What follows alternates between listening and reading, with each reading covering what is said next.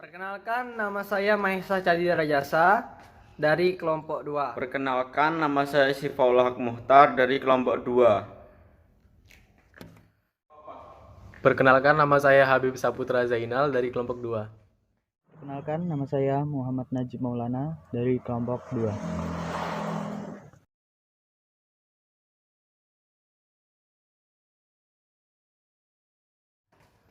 Agro itu adalah suatu sistem perangkat lunak untuk mempermudah pemerintah, petani, dan investor untuk dapat terhubung dengan lebih efisien dari tempat, waktu, dan biaya.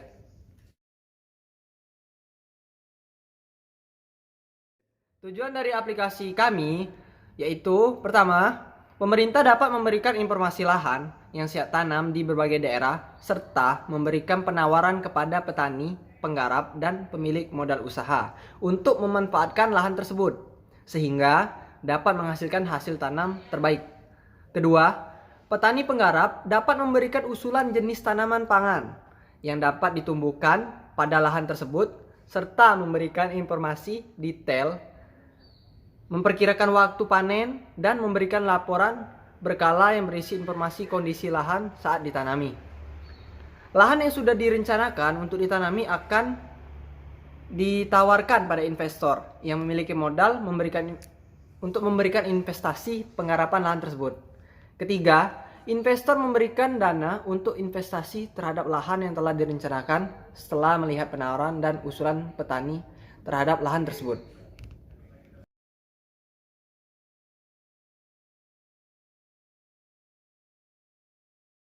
Agro adalah sistem yang berdiri sendiri yang dikelola oleh pemerintah yang dapat diakses oleh petani dan investor untuk kepentingan bersama.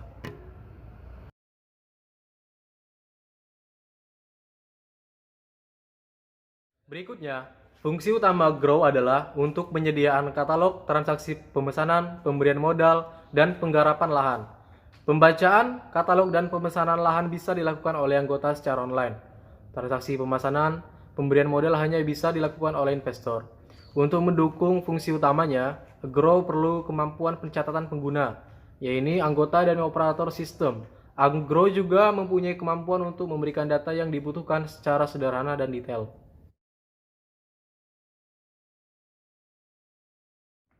Oke, di sini saya akan menjelaskan karakteristik dari Agro. Agro itu mempunyai 4 pengguna. Yang pertama yaitu pemerintah. Pemerintah sebagai orang yang menyiapkan lahan yang siap tanam dan memberikan penawaran kepada petani dan investor. Kedua adalah petani. Petani ialah yang memberikan usulan jenis tanaman, memberikan informasi kebutuhan bahan dan bibit, serta memperkirakan waktu panen dan memberikan informasi lahan yang siap ditanami. Ketiga yaitu operator. Operator yaitu pengguna yang mencatat transaksi investor. Yang terakhir yaitu keempat, investor. Investor itu dapat memberikan modal dan mengawasi prosesnya menggunakan sistem.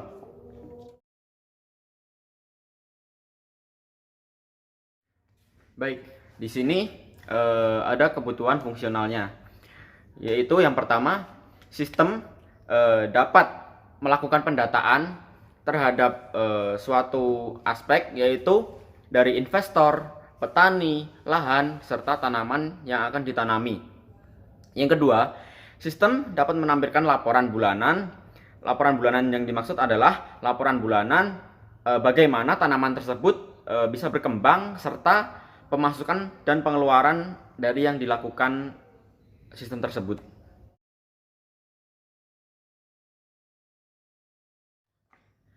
Di sini saya akan menyebutkan beberapa kebutuhan non fungsional. Yang pertama, sistem itu dapat dijalankan oleh beberapa software web browser maupun mobile. Dari web browser bisa dari Internet Explorer, Google Chrome, serta Mozilla Firefox dan lain-lainnya. Dari aplikasi mobile, kita nanti dapat diunduh melalui Play Store maupun App Store yang tersedia pada pengguna masing-masing. Lalu yang kedua, tampilan web atau tampilan mobil aplikasi. Yang pasti tampilan tersebut akan memberikan tampilan yang menarik. Yang ketiga, besar program dari sistem maksimal kemungkinan sebesar 100 MB.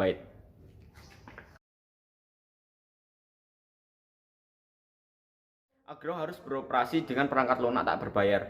Karena dengan demikian masyarakat luar sana akan lebih mudah untuk mengoperasikan aplikasi-aplikasi agro tersebut.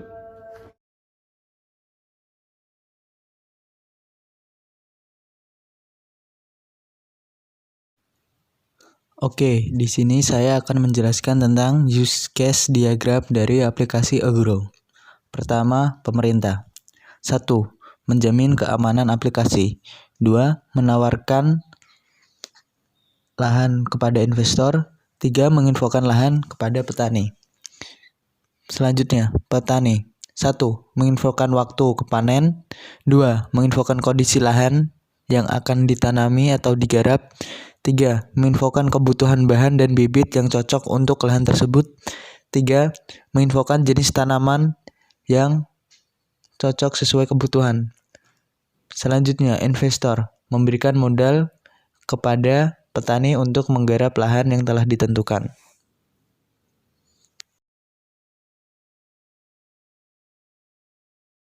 Oke, sekarang saya akan menjelaskan sistem kerja dari sistem tersebut.